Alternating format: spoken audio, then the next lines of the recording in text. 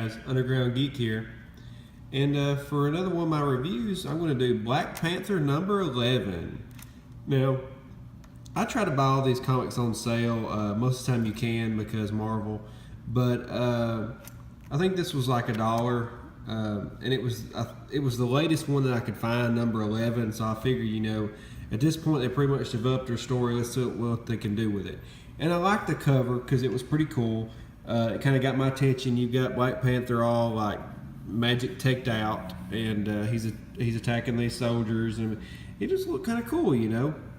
Well, to my surprise, it's a dud. But anyway,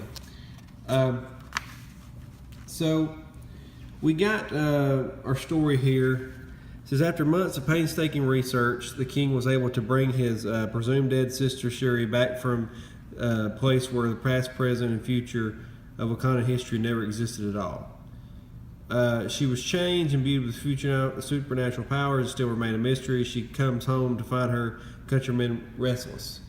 On. Meanwhile, the rogue, Dora, whatever, led by the Midnight Angels, Ael and Aneka, have taken over the Jabari lands in North Wakanda. Okay, got it? Got it. Alright, so what he's done here is he's found this entrance that's going to let him talk to all of the ancient leaders of the country, okay? So all the past, I guess you call them Black Panthers, but all of them aren't dressed like Black Panthers, are going to come forward and help him fight. So pretty much like, you remember Lord of the Rings where he went and got the dead army and brought them back? It's pretty much the same thing. Alright, so we got your girl here turning into a big old bird. She's attacking and fighting. She's getting blasted. Then the Black Panther brings the rest of the crew in with him. Black Panther and the crew. But they're all fighting. You get some okay fight scenes here. I don't really know what that dance move is called, but she's standing because that's what she does, and she's slapping somebody with a stick. Alright, she turns hard as stone, so she's got a couple abilities. She can turn into a bird, and she can turn hard as stone. That's pretty cool. Alright, so they're still fighting, but not really fighting. They're just standing, and she whacks somebody with a stick. More whacking with a stick. He kicks somebody. They're more standing and talking. He's kicking somebody again. She's whacking somebody with a stick. So the bad guys here are not happy because they've showed up. So they said, we got more numbers, so we're going to use our little mind-controlled soldiers to attack them. They're jumping like, for some reason they're jumping just on them. But anyway, so now we got White Tiger and his crew, and they're fighting back against the bad guys. We get some action here. There's some hitting and kicking. Then this weird, awkward phrase here, because the bad guys like open up the ground and they're like falling in, but he says, "No, must jump." Woo! That was so awkward. No, must jump. Wee! I mean, I don't know what that was all about, but okay. But anyway, he's telling them that the situation's getting worse. They're losing. The bad guys have more numbers than them, even though they just have 4 right here. He's doing his dance move again. And then they're talking about broadcasting a message here. And it gets this really cringy dialogue right here. He says, "Good, Baba, are you ready?" He says, "I have never been ready for anything, not a single day in my life, but I am willing, my son. That will have to do, Baba." Oh my God.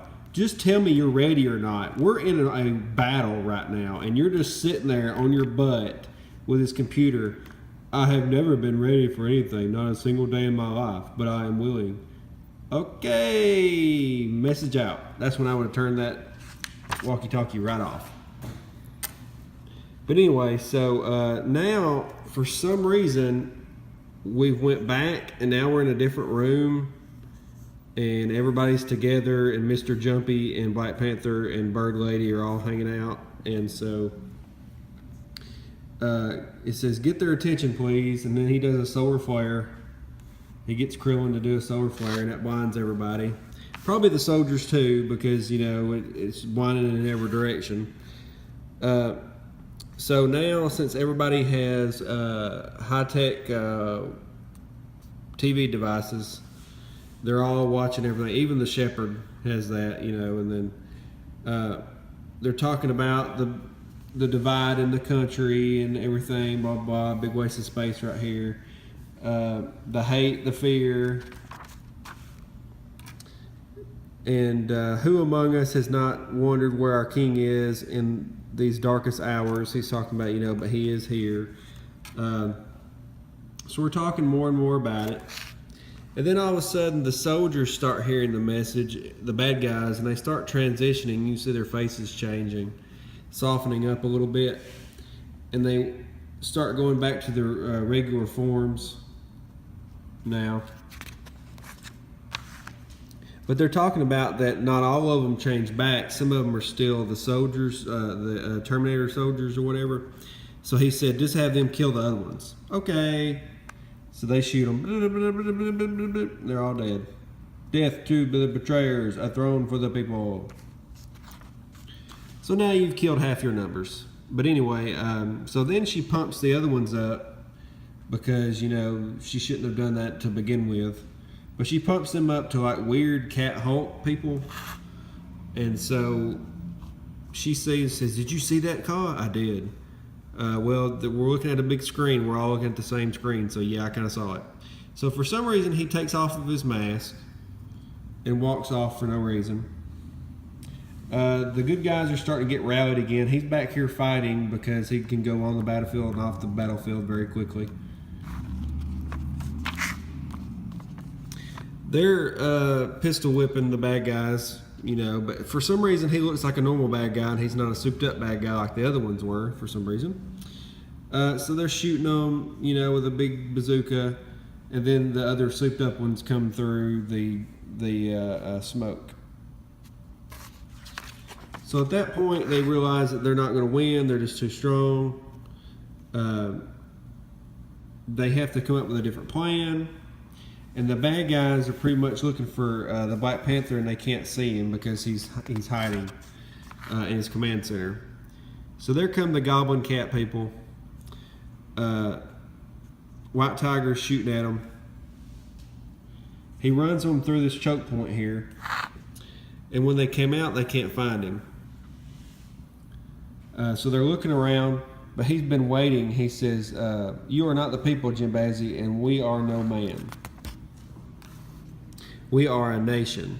So now he's got all of the leaders around because for some reason he didn't have them a while ago. He had them and then didn't have them, and now he has them again. I guess maybe the spear gives him that ability to just whip these guys out whenever he needs them. So they start throwing their spears at the weird goblin cat people. And that's pretty much all of it. I don't really understand. You could have had a really epic battle right here, these guys fighting, and pretty much they shoot one person with a spear, he falls down, and then they're all back to normal. Yeah, so you got a couple more. They're shooting in with the spears. I guess that turns them back to normal when you hit them with a spear. I don't understand, but okay. So the bad guy falls down. Black Panther takes his mask off. They take him back to a prison. He's talking to his dad. They're like, yay, let's hold hands. Everybody's holding hands. That's going to be, I'm guessing, maybe their ancestors. Because that makes no sense. But anyway, so you got the bad girl here. She's going to fight another day. They got the main guy. They're going to put him in a prison. And that's where it ends, pretty much. They've set up like a government now, and they're going to do things differently, I guess. I don't know, because this was the most boring comic that I've ever read in my life. But you have a really cool fight scene here, and you only have like one or two fights. Like, she's hitting people with sticks, and he's kicking people. I mean, that's pretty much all there was to that. I mean, I don't know. I guess I just set the bar too high. And then you had this cringy moment where he's jumping. No, must jump. Whee! I mean, I don't know. And then he does like the same move like 3 times in a row. But I don't know, guys.